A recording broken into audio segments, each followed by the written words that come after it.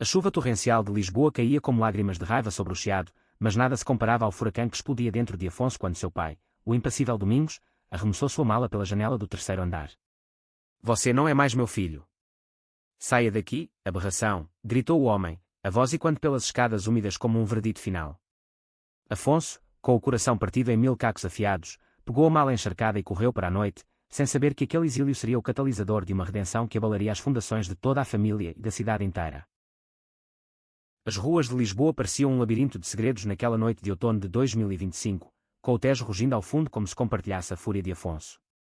Ele era o filho mais velho de uma família de tradição milenar, herdeiros de uma vinícola centenária no Douro que exportava vinhos para o mundo inteiro, a Quinta das Vinhas Antigas, um império construído com o suor de gerações.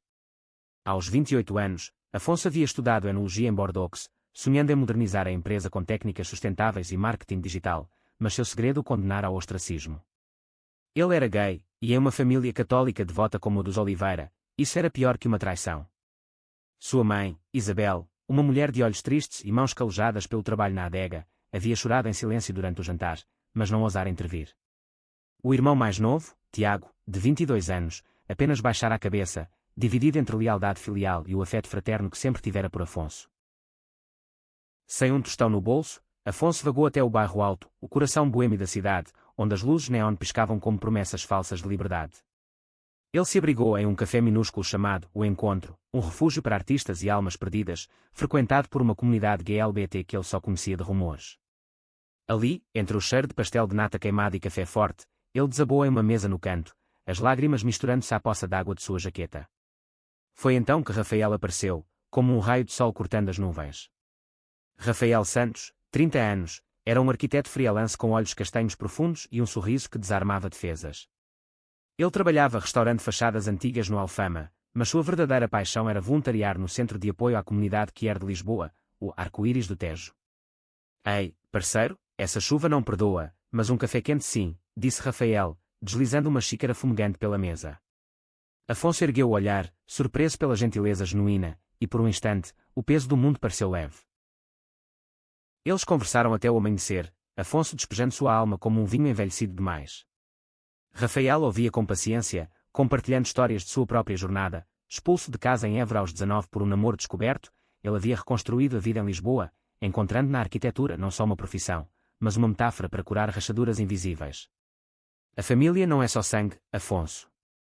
É quem te segura quando o chão some", murmurou Rafael, tocando levemente sua mão. Naquele toque, algo se acendeu, não paixão imediata, mas uma faísca de confiança, rara como colheita tardia. Rafael ofereceu seu sofá por uma noite, que se estendeu em semanas. Afonso, grato, começou a ajudar no café, servindo drinks e ouvindo confissões de outros exilados emocionais. Mas o fantasma da Quinta das Vinhas Antigas o assombrava. Notícias chegavam por sussurros de amigos comuns, a empresa estava à beira da falência, devorada por dívidas e uma safra ruim causada por secas climáticas. Domingos, orgulhoso, recusava investimentos modernos, apostando tudo em tradições que já não vendiam. Um mês depois, o destino girou sua roda cruel. Afonso recebeu uma carta de um advogado. Tiago, o irmão, implorava por ajuda em segredo. "Pai está doente, um infarto. A empresa vai a leilão em 2 semanas. Você é o único que sabe como salvá-la. Por favor, irmão." O coração de Afonso se contorceu, ódio pelo pai misturado a um amor filial teimoso. Ele mostrou a carta a Rafael, que franziu a testa, preocupado. "Vai ser um inferno, mas você não pode ignorar o sangue. Eu vou contigo, se quiser." Afonso hesitou, o medo de rejeição queimando como ácido, mas a lealdade venceu. Eles pegaram um trem para o Douro, as vinhas outonais pintando as colinas de ouro e vermelho, um cenário idílico que mascarava a tempestade por vir. Ao chegar à quinta, o ar cheirava a mosto azedo e desespero. Isabel o recebeu com um abraço sufocante, lágrimas silenciosas molhando sua camisa. "Meu menino." Ele não quis dizer aquilo. Domingos, acamado no quarto principal, era uma sombra do patriarca, barba por fazer, olhos fundos de remorso não verbalizado. "O que você faz aqui?", rosnou ele, mas a voz tremia. Tiago, ao lado, parecia um filhote assustado, aliviado pela presença do irmão. Afonso ignorou o veneno e foi direto ao escritório da adega, mergulhando em pilhas de contas e relatórios. A verdade era pior que imaginava, concorrentes espanhóis inundavam o mercado com vinhos baratos, e a quinta perdia contratos por falta de inovação. "Precisamos de um plano radical", disse Afonso a Tiago, traçando ideias em um guardanapo, parcerias com enoturismo care-friendly, rótulos sustentáveis certificados, e uma campanha digital que celebrasse a herança portuguesa com toques modernos. Mas o conflito explodiu na primeira reunião familiar. Domingos, recuperando forças, invadiu o escritório. Você acha que pode voltar e mandar? Depois do que fez à nossa família. A acusação pairou como névoa tóxica, e Afonso, pela primeira vez, enfrentou o dragão. O que eu fiz? Amar quem amo. Você construiu isso com suor, pai, mas está deixando morrer por preconceito. Eu salvei adegas na França de crises piores. As palavras ecoaram, e Isabel interveio, voz firme pela primeira vez. Chega, Domingos. Nosso filho é um Oliveira, gay ou não. Rafael, que esperava do lado de fora, entrou discretamente, trazendo quietude com sua presença. Ele não disse nada, mas seu olhar para Afonso era um farol, apoio inabalável. Os dias seguintes foram uma montanha-russa de tensão. Afonso trabalhou incansavelmente, negociando com investidores em Porto via Zoom, enquanto Rafael ajudava a restaurar a casa principal, transformando-a em um espaço acolhedor para visitantes. Mas sussurros da cidadezinha de Pinhão se espalhavam. O filho desviado voltou para roubar a herança.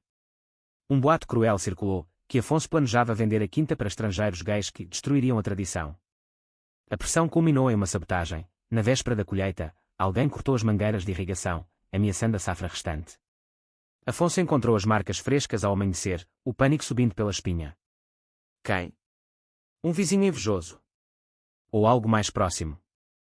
Rafael o encontrou ali, ajoelhado na terra úmida. Não é só a empresa, é você que eles atacam. Mas olha para mim, sobrevivemos a piores. Pela primeira vez, Afonso se permitiu vulnerável, encostando a cabeça no ombro de Rafael. Não era um beijo, mas um momento de intimidade crua, onde o silêncio falava de promessas não ditas. Eles consertaram o dano juntos, e naquela noite, sob as estrelas do Douro, Afonso confidenciou seu medo mais profundo. E se eu salvar a quinta e eles me expulsarem de novo? E se o amor for sempre um preço alto demais? Rafael, com a sabedoria de quem já fora quebrado, respondeu: o amor verdadeiro não cobra, ele multiplica. E o nosso? Vamos descobrir juntos. Enquanto isso, Tiago revelava seu próprio segredo em uma conversa sussurrada na adega. Ele era bissexual, e havia se apaixonado por um colega de universidade em Coimbra, mas o medo do pai o paralisava. Você me inspira, irmão. Mostre que é possível. A revelação uniu os irmãos como nunca, forjando uma aliança contra o patriarcado opressivo. Afonso, agora com um exército improvável, Tiago, Isabel e Rafael, lançou a campanha de salvação. Eles organizaram um evento piloto, um encontro das vinhas arco-íris, convidando influenciadores que de Lisboa para uma degustação sustentável, filmada para redes sociais. A cidade zombou no início, vinhedos para invertidos. Mas as imagens virais de Afonso explicando o terroir com paixão autêntica começaram a virar a maré. O clímax se aproximou com a Assembleia de Credores em Pinhão. Domingos, ainda fraco, insistiu em comparecer, determinado a vender a quinta para um conglomerado impessoal. Afonso irrompeu na sala da Câmara Municipal, flanqueado por Rafael e um grupo de apoiadores locais que ele conquistara com sua visão. Senhoras e senhores, a Quinta das Vinhas Antigas não é só terra e uvas. É alma portuguesa, resiliência contra secas e preconceitos. Eu proponho não venda, mas renascimento, parcerias ecológicas, turismo inclusivo, vinhos que contam histórias de superação. Ele projetou slides, gráficos de projeções financeiras, depoimentos de Isabel sobre o legado, e até um vídeo de Rafael desenhando a nova adega como um arco-íris de pedra. O salão ficou em silêncio, então aplausos tímidos, crescendo como uma onda. Mas o golpe final veio de Domingos, de pé, trêmulo, ele confessou. Eu errei, filho. Expulsei você por medo, medo de perder a tradição, de enfrentar o mundo mudando. Mas vendo você lutar. Você é o melhor de nós. Lágrimas escorreram pelo rosto envelhecido, e o abraço que se seguiu foi o bálsamo para feridas antigas. A Assembleia aprovou o plano por unanimidade, salvando a quinta por um triz. A cidade, outrora hostil, agora celebrava, jornais de Porto chamavam Afonso de o herdeiro rebelde, e o evento anual se tornou um marco no Douro, atraindo turistas de toda a Europa. No epílogo suave, sob o sol de primavera de 2026, Afonso e Rafael caminhavam pelas vinhas renovadas, mãos entrelaçadas pela primeira vez abertamente. Tiago, ao lado de seu namorado, sorria livre. Isabel colhia uvas com um brilho nos olhos, e Domingos, em uma cadeira de vime, brindava com um copo de vinho jovem, a família que escolhemos. Afonso olhou para Rafael, o amor florescendo como as videiras ao redor, profundo, resiliente, inesperado. Em Lisboa ou no Douro, o coração português provava que o amor, contra todas as ODS, sempre vence o ódio. A calmaria pós-tempestade na Quinta das Vinhas Antigas durou pouco. Com a empresa salva, Afonso mergulhou em reformas práticas, mas as cicatrizes emocionais pulsavam como raízes profundas. Rafael, agora oficialmente seu parceiro nos negócios e na vida, sugeriu uma pausa. Vamos a Lisboa por um fim de semana. Recarregar. Afonso concordou, mas o trem de volta à capital trouxe ecos indesejados. No Bairro Alto, onde tudo começara, eles foram recebidos por amigos do Arco-Íris do Tejo com uma festa surpresa, balões coloridos, fado ao vivo tocando Amor Sem Fim, e depoimentos de quem Afonso ajudara indiretamente. Mas entre risos, um estranho se aproximou, Miguel, um ex-colega de Bordeaux, agora um enólogo bem-sucedido em Madrid. Ouvi sobre sua vitória. Impressionante. Mas precisamos conversar sobre um segredo que você deixou para trás. O halo de dúvida instalou-se como uma névoa fria. Miguel revelou, em um bar escondido no cais do Sodré, um diário que Afonso escrevera anos antes, páginas cheias de dúvidas sobre sua sexualidade, medos de não ser masculino o suficiente para a família, e uma confissão velada de um flerte passageiro com um professor francês. Você o abandonou quando fugiu para Portugal. Ele se matou, Afonso. Culpa sua. As palavras foram um soco no estômago. Afonso negou, mas a semente da culpa brotou, envenenando noites de sono. Rafael notou a mudança, o jeito como Afonso se afastava durante conversas íntimas, os olhares distantes para o Tejo. O que Miguel disse? Você está se fechando de novo. Afonso mentiu pela primeira vez, nada. Só estresse da vinícola. De volta ao Douro, o conflito interno de Afonso se entrelaçava com tensões externas. A cidade de Pinhão, apesar da salvação, nutria resquícios de preconceito. Um grupo conservador local, liderado por um antigo capataz demitido por Domingos, boicotava os eventos que da Quinta, espalhando panfletos, protejam nossas tradições dos estrangeiros invertidos. Isabel, fortalecida pela reconciliação, confrontou os vizinhos na praça da igreja, Deus ama todos os seus filhos. Julguem menos, provem mais. Mas o dano estava feito, um investidor-chave cancelou, citando polêmicas sociais. Afonso, atormentado pelo passado de Bordeaux, questionava sua liderança, talvez eu não mereça isso. Talvez eu destrua tudo que toco. Tiago, sentindo a fragilidade do irmão, organizou uma intervenção familiar. Sob a pérgola de uvas, com Rafael mediando, Afonso desabafou o segredo de Miguel. O grupo ficou em choque, mas em vez de julgamento, veio empatia. Domingos, com voz rouca, eu te expulsei por meu orgulho cego. Não carregue culpas alheias. Rafael, segurando sua mão, você salvou vidas aqui, Afonso. O passado é vinho velho, foque no que fermenta agora. Mas o verdadeiro turning point veio de uma carta inesperada. A família do professor em Bordeaux escreveu, esclarecendo que o suicídio fora por depressão crónica, não por abandono. Ele falava de você com carinho, como um aluno brilhante que o inspirou a viver autenticamente. A liberação foi catártica, como esvaziar barris podres. Enquanto isso, o romance entre Afonso e Rafael ganhava camadas. Em uma noite de lua cheia, eles escaparam para o mirador no Alto Douro, onde o rio serpenteava como uma fita de prata. Eu te amo, confessou Rafael, vulnerável pela primeira vez, revelando seu próprio medo, um ex-namorado abusivo que o deixara com cicatrizes emocionais. Você me faz acreditar em segundas chances. O beijo que se seguiu foi o primeiro verdadeiro, sob estrelas indiferentes, selando não só paixão, mas parceria. Mas o destino, sempre traiçoeiro, preparava outra reviravolta. Durante uma viagem a Porto para uma feira de vinhos, Afonso recebeu uma ligação de Miguel, não era chantagem, mas uma oferta, parceria para expandir a Quinta para a Espanha, mas exigia que Afonso confrontasse publicamente seu passado em uma entrevista. O dilema o consumiu. Aceitar significava expor feridas antigas à mídia, arriscando o frágil equilíbrio familiar. Recusar, perdia uma oportunidade de ouro. Rafael, agora consultor criativo, projetou um plano, transforma vulnerabilidade em força. Faça a entrevista no nosso evento anual. Conte sua história como parte da narrativa da Quinta, superação, inclusão. Afonso hesitou, mas o apoio de todos o impulsionou. A entrevista, transmitida ao vivo de Pinhão, foi um tour de force. Afonso falou de exílio, redenção, e do amor que o salvou, com Rafael ao lado, mão na mão. A audiência explodiu, visualizações dispararam, e o boicote evaporou, substituído por solidariedade. A ascensão da Quinta das Vinhas Antigas após a entrevista foi meteórica. Contratos fluíram de enotecas em Berlim a restaurantes em Nova York, todos atraídos pela história autêntica de resiliência que Afonso, agora uma figura pública relutante, equilibrava fama com intimidade, mas o sucesso trouxe inveja. Um novo conflito surgiu quando Clara, uma prima distante dos Oliveira, retornou de um exílio próprio em Angola. Aos 26 anos, Clara era lésbica, e havia fugido anos antes para escapar de um casamento arranjado. Tio Domingos me salvou uma vez, prometendo proteção. Agora, com você liderando, eu volto para ajudar, ou reivindicar minha parte. Sua chegada agitou as águas, bela, articulada, com ideias radicais de expandir para vinhos veganos e orgânicos. Ela desafiava Afonso abertamente, questionando se ele era líder nato ou só um salvador temporário. A tensão familiar reacendeu velhas chamas. Domingos, recuperado mas frágil, favorecia Clara por sua discrição, insinuando que Afonso era muito exposto. Isabel média, mas Clara sussurrava dúvidas em Tiago: seu irmão é corajoso, mas e se o amor o distrair? Rafael, sentindo o ciúme sutil, confrontou Afonso em particular: ela é família, mas não deixe que minem o que construímos.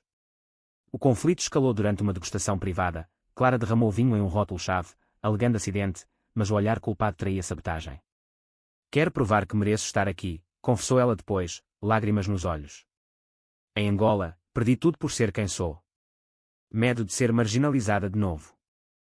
Afonso, tocado pela semelhança de suas jornadas, estendeu a mão: então lute juntas, não contra. Eles formaram uma dupla improvável, Clara trazendo expertise africana para blends inovadores, Afonso a visão europeia. Mas o romance de Afonso e Rafael sofria os abalos. Pressionado pela mídia, Rafael aceitou um projeto em Faro, no Algarve, para espaço criativo. Semanas de separação trouxeram inseguranças, mensagens frias, chamadas perdidas. Uma noite, Afonso viajou ao sul impulsivamente, encontrando Rafael em uma praia ao pôr do sol. Eu pensei que você precisava de espaço, disse Rafael, voz embargada. Não, eu preciso de você. O sucesso é vazio sem nós. A reconciliação foi intensa, promessas sussurradas contra o som das ondas, reafirmando que o amor era o verdadeiro alicerce. Enquanto isso, Tiago enfrentava seu próprio drama. Seu namorado, Lucas, um estudante de arte de Coimbra, visitou a quinta e foi recebido com hostilidade por vizinhos remanescentes.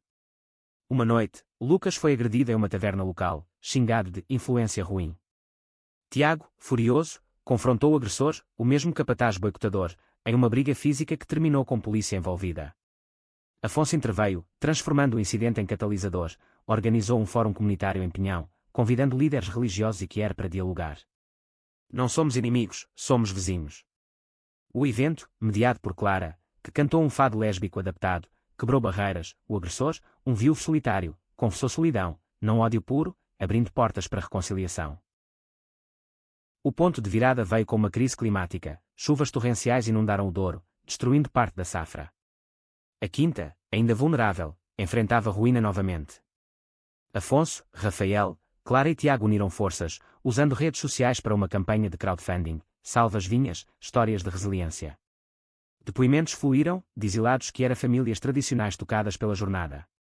O fundo arrecadou o dobro do necessário, mas revelou um traidor interno, um contador da empresa desviara fundos para pagar dívidas pessoais, culpando a bagunça nova. Confrontado, o homem, um tio-avô distante, implorou perdão, citando pressão familiar. Domingos, surpreendentemente, defendeu misericórdia: eu fui o maior ladrão de corações aqui. Deu uma chance.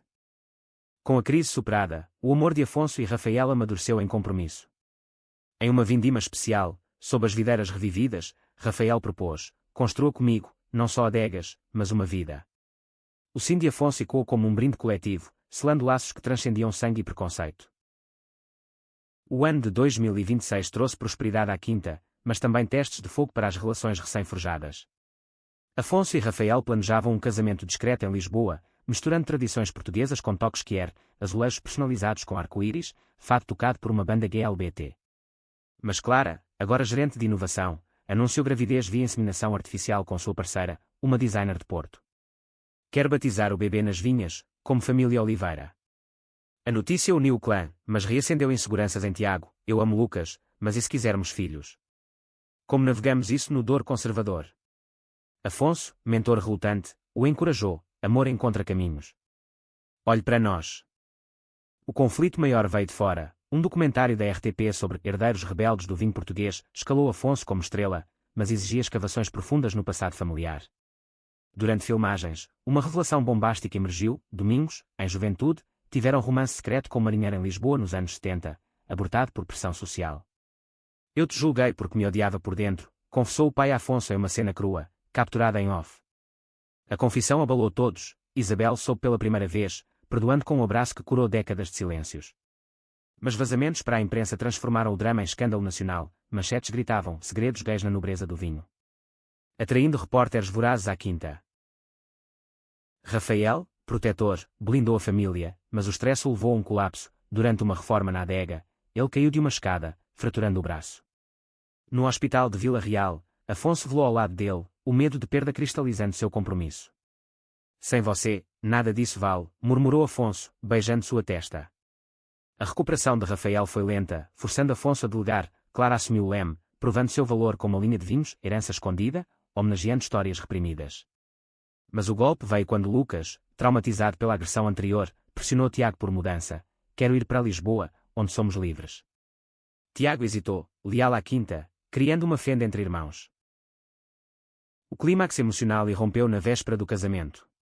Uma tempestade isolada, metáfora cruel, isolou a quinta, e em meio a raios, Tiago confrontou Afonso. Você salvou tudo, mas e eu? Sinto-me preso aqui. A briga foi visceral, acusações voando como granizo. Afonso, eu arrisquei tudo por nós. Tiago, você tem Rafael, eu tenho só sombras. Rafael, imobilizado mas sábio, interveio por videochamada. Amor não prende, libera. Deixa-o voar, Afonso. A reconciliação veio ao amanhecer, com Tiago decidindo por um compromisso híbrido, estudos em Lisboa, mas fins de semana no Douro. O casamento, dias depois, foi uma celebração triunfante, convidados de toda Portugal, votos trocados sob um arco de videiras. Domingos dando Afonso em casamento com lágrimas. Meu filho, você me ensinou a ver. Pós-casamento, o documentário estreou como hit, humanizando preconceitos e impulsionando turismo. Clara deu à luz uma menina, batizada Sofia das Vinhas, simbolizando novos começos. Mas uma sombra pairava, rumores de uma oferta de compra bilionária da França para a quinta, prometendo a expansão global mas exigindo anonimato sobre a narrativa que era. A decisão sobre a oferta francesa pairou como uma nuvem sobre a quinta no verão de 2026. Afonso e Rafael debatiam noites adentro, caminhando pelas margens do Douro. Aceitar significava riqueza, mas diluição da alma da empresa. Recusar, risco de estagnação. Clara, com Sofia nos braços, votou contra. Nós somos mais que números, somos histórias. Tiago, agora dividindo tempo entre Lisboa e Pinhão, trouxe perspectiva fresca de amigos ativistas, transforma em recusa em manifesto. Lancei uma linha de vinhos autênticos e livres. Domingos, surpreendentemente progressista, ecoou. Eu vendi minha juventude por tradição. Não vendam a de vocês. O conflito se intensificou quando um emissário francês, Pierre, charmoso enólogo com sotaque sedutor, visitou a quinta. Ele cortejou não só negócios, mas furtou abertamente com Rafael durante um jantar, revivendo fantasmas de ciúmes. Você é talentoso demais para esse buraco rural, sussurrou Pierre. Rafael riu, mas a dúvida semeou. E se eu te prenda aqui, Afonso? Você sonha grande, eu arquiteto sonhos. A insegurança explodiu em uma discussão rara, Rafael saindo para Lisboa sozinho. Afonso, devastado, confidenciou em Isabel. Ele é minha âncora, mas e se eu for o peso? A mãe, sábia, respondeu. Âncoras não pesam, elas mantêm no curso. Enquanto isso, uma crise pessoal atingiu Clara, sua parceira, Ana, sofreu um acidente de carro em Porto, deixando-a em coma. A família mobilizou, Afonso dirigiu através da noite, Rafael, arrependido, juntou-se via trem. No hospital, Clara desabou. Eu lutei por independência, mas agora... Sozinha com Sofia. Rafael, com braço ainda engessado, ofereceu. Você não está. Somos família escolhida. A vigília uniu todos, e o despertar de Ana dias depois foi milagre, mas revelou tensão. Ana queria mudar para Angola, reconectando raízes.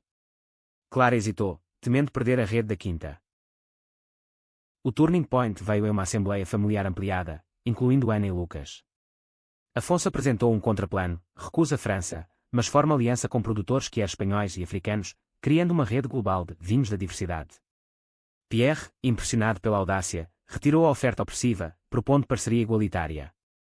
Mas o verdadeiro drama foi emocional. Rafael retornou com um presente, Bué Príncipe para uma casa arco-íris, na quinta, um centro de retiros para casais LGBTQ+. Eu flertei com a ideia de ir, mas escolhi nós. Para sempre. O beijo de perdão soou, mais forte que qualquer contrato. Tiago, inspirado, propôs a Lucas a adoção de uma criança em Lisboa, com visitas ao Douro. A aceitação veio com lágrimas. E o casal planejou um futuro binacional. Domingos, em um gesto final de redenção, doou terras para o centro de Rafael, dizendo: construa o que eu não pude, um lar para todos. Outono de 2027 marcou o ápice da jornada da Quinta das Vinhas Antigas. A rede Vinhos da Diversidade lançou com um festival internacional em Pinhão, atraindo milhares, danças folclóricas misturadas a vodinquier, degustações sobre estrelas, palestras sobre superação. Afonso, no palco principal, discursou: expulso uma vez, eu voltei não para conquistar, mas para curar. Amor vence ódio, videiras secas florescem de novo. A multidão ovacionou, mas um último conflito testou a resiliência, um incêndio florestal, alimentado por mudanças climáticas, ameaçou as colinas vizinhas, forçando evacuação parcial. Na fumaça e caos, laços se provaram. Afonso coordenou resgates, Rafael guiou famílias para abrigos na Quinta, Clara e Ana protegeram Sofia em um bunker improvisado, Tiago e Lucas usaram drones para mapear rotas seguras. Domingos, idoso mas valente, recusou cadeira de rodas, ajudando a molhar vinhedos. O fogo parou a metros da adega principal, um milagre atribuído a ventos providenciais, ou, como Isabel disse, ao espírito das videiras antigas. Pós-incêndio, a reconstrução uniu a comunidade inteira. O festival se transformou em memorial, homenageando perdas e celebrando sobrevivência. Afonso e Rafael, agora casados há um ano, anunciaram a adoção de um menino órfão de Lisboa, expandindo a família. Clara e Ana decidiram por um equilíbrio, tempo em Angola, mas base no Douro. Tiago e Lucas abriram uma galeria de arte que era em Pinhão, infundindo cultura na tradição vinícola. No final sereno, sob um pôr do sol que tingia o Douro de púrpura, Afonso e Rafael sentaram na pérgola original, copos de vinho na mão. De expulso a Salvador, refletiu Afonso. Rafael sorriu, de estranho à alma gêmea. E a cidade? Ela nos surpreendeu tanto quanto nós a ela. A família se juntou, risos, brindes, histórias tecidas como cestas de uvas. Em Portugal, onde o passado pesa como névoa, eles provaram que o amor, tenaz como raízes profundas, sempre irrompe em florescimento inesperado, superando toda a escuridão.